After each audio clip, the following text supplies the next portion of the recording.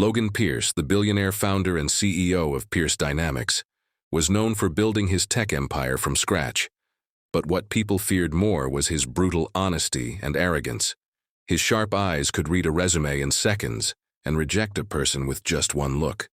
His employees called him the Blade because when he cut someone down, it was quick and cold. It was a bright Monday morning in downtown Manhattan. The top-floor conference room of Pierce Dynamics buzzed with the final round of interviews for the company's elite summer fellowship. The program selected only 5 candidates from thousands of applicants across the country. 4 candidates had already been interviewed. All came from Ivy League schools: Harvard, Stanford, MIT. Their confidence filled the room. But now it was time for the final interview. The glass doors opened, and in walked a young woman in a simple navy blue blouse, faded black jeans, and flat shoes. She held a worn leather folder tightly in both hands. Her name tag read Emily Carter. Some executives glanced at her clothes. Others whispered when they saw her resume. One of the board members leaned toward Logan and whispered, "She's from Iowa. Her father's a corn farmer." Logan chuckled under his breath. A farmer's daughter in Pierce Dynamics? This should be interesting. He leaned forward, tapped her resume with a silver pen, and said, "Miss Carter, tell me something. What makes you think you belong in this room?" Emily looked him in the eye, calm and confident. "Because I've spent my life solving problems most people in this room have never even imagined." Logan raised an eyebrow. "I see. Your grades are good, but not top of your class, no Ivy League, no startup experience. And this resume, did you type this at a public library?" "Yes," Emily replied. "My home didn't have internet until last year." One of the junior HR officers coughed awkwardly. Logan smirked. "And yet you applied to work in one of the most competitive, cutting-edge tech firms in the world?" Emily nodded. "Because I believe hardship builds sharper minds." Logan crossed his arms. "Really? Then tell me, what could you possibly teach a room full of engineers with PhDs? Emily paused for a moment. "I can teach them how to think like a survivor. When you're on a farm and your equipment breaks down, there's no mechanic for 50 miles. You learn to fix things. When a storm wipes out your crops, you don't cry. You replant. You learn patience, timing, grit, and how to make things work without perfect tools." The room was silent. She continued, "I taught myself to code using a second-hand laptop sitting in a barn. I used solar panels to keep it charged.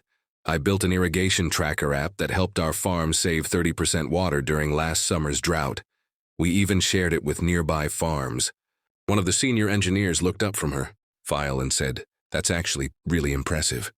But Logan was still skeptical. "That's a sweet story. But we build AI systems that analyze millions of data points. This isn't a cornfield." Emily smiled. "That's true, sir. But a cornfield taught me how to turn data into decisions. When to plant, when to harvest, how to read patterns in soil, weather, and insects. It's all analytics, just a different form." Logan stared at her. His eyes scanned her face, her posture, the calmness she carried despite the subtle mockery in the room. He tried to find fear. There was none. He tapped her folder again and said, "What's this?" Emily opened the folder and handed him a single sheet. "It's the algorithm I used for our irrigation model.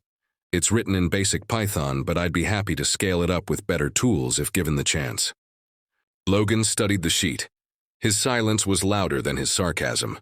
One of the other panelists asked, "Did anyone help you build this?" Emily shook her head. "No, sir, my father doesn't use email. But he did give me the courage to try." A subtle laugh broke out in the room. Logan leaned back in his chair.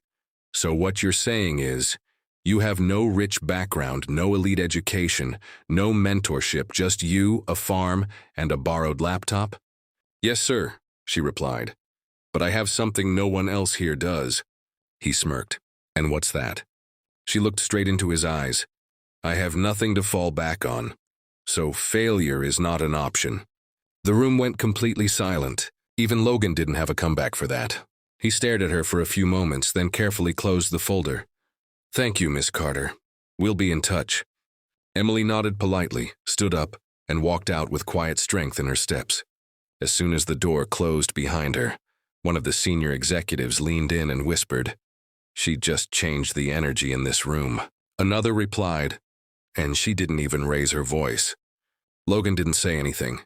He simply looked at the door Emily had just exited, then at her folder lying on the table.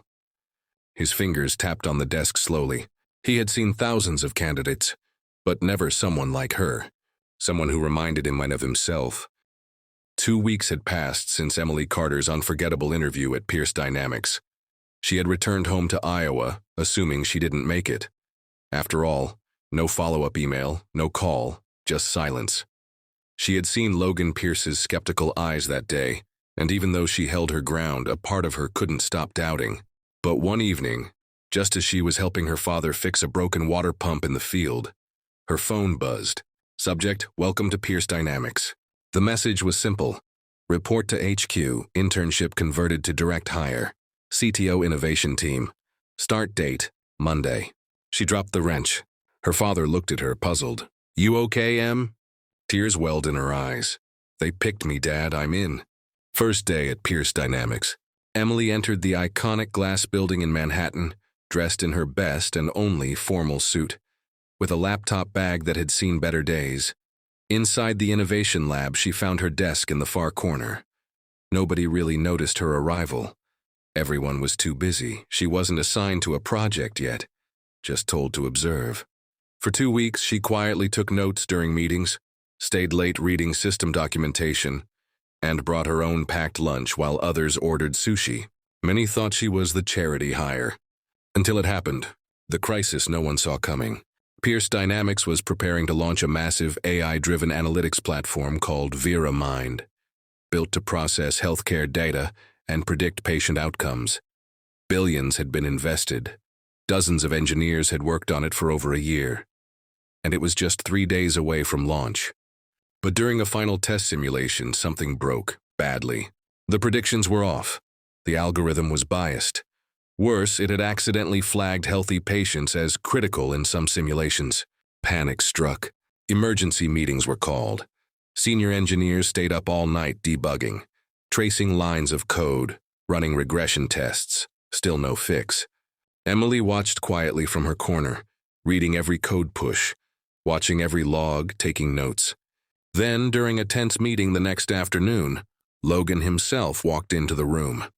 He wasn't smiling.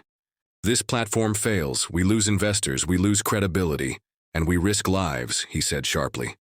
So someone, anyone, tell me, what the hell is going wrong? Silence.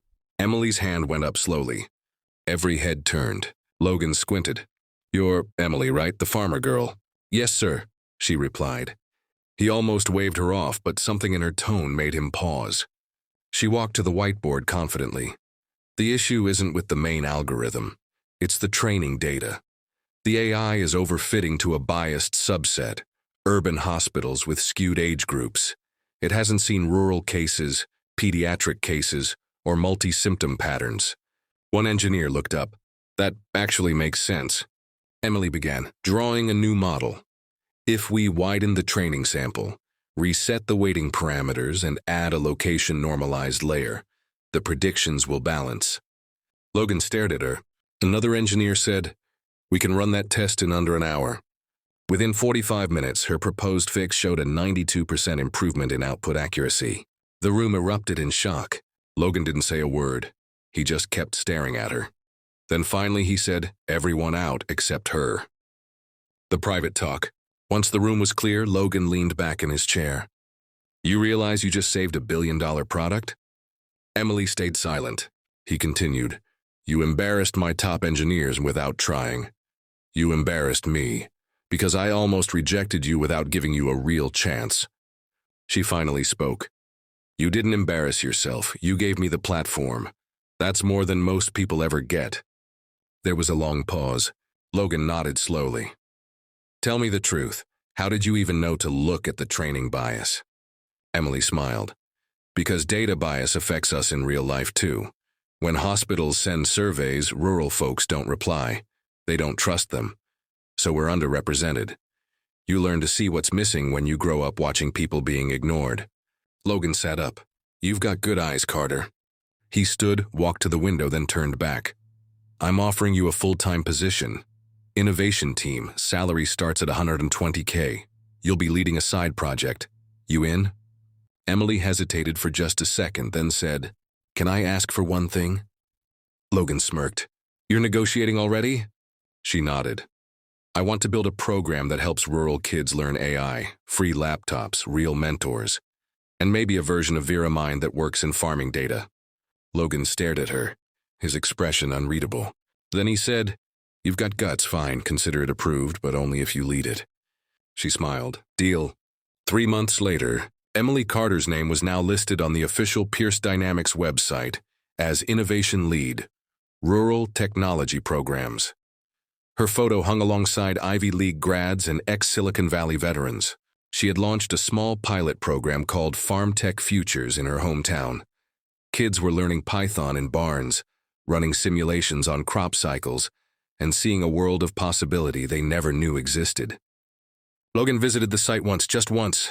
He stood in the background as Emily taught 10 kids how to debug a basic weather prediction script. He said nothing, just watched. One of the kids ran up to him. "Are you the big boss?" Logan smiled. "Not today, she is." He pointed to Emily. The boy blinked. "She's from here." Logan looked down at the child and said, "That's what makes her better than most of us." Later that evening, back at Pierce HQ, Logan sat alone in his office. He picked up Emily's original folder from the shelf. The same worn brown leather, the same page with the handwritten algorithm, and the photo of her and her father in a muddy field. He smiled.